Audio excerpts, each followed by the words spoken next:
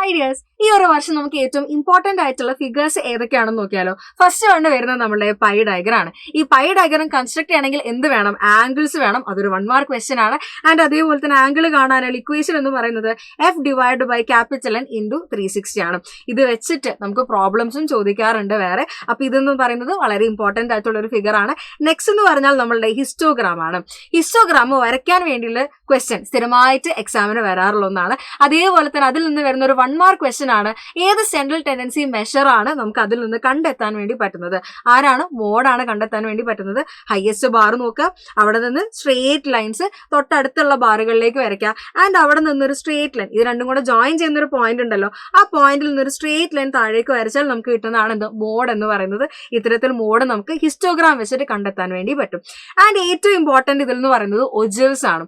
ഒജേവ്സ് സ്ഥിരമായിട്ട് നമുക്ക് SA question ആയിട്ട് വരുന്ന ഒരാളാണ് നമ്മൾ ഒജേവ്സ് എന്ന് പറയുന്നത്. ലെസ് ദാൻ ഒജേവ് ഉണ്ട്, ഗ്രേറ്റർ ദാൻ ഒജേവ് ഉണ്ട്. ആൻഡ് ഇതിൽ നിന്ന് വരുന്ന മറ്റൊരു 1 മാർക്ക് ക്വസ്റ്റ്യൻ ആണ്. ഒജേവ്സിൽ നിന്ന് നമുക്ക് കണ്ടെത്താൻ വേണ്ടി പറ്റുന്നത് ആരെയാണ്? മീഡിയൻ നമുക്ക് കണ്ടെത്താൻ വേണ്ടി പറ്റും. ഈ 2 ഒജേവ്സ് ജോയിൻ ചെയ്യുന്ന പോയിന്റ് ഉണ്ട്, അവിടെ നിന്നൊരു സ്ട്രേറ്റ് ലൈൻ താഴേക്ക് വരച്ചു കഴിഞ്ഞാൽ കിട്ടുന്നതാണെന്ന് നമ്മൾ മീഡിയൻ എന്ന് പറയുന്നത്. സോ ഇതുപോലുള്ള യൂസ്ഫുൾ കണ്ടന്റ്സിനായിട്ട് ഈ ചാനൽ സബ്സ്ക്രൈബ് ചെയ്യാം.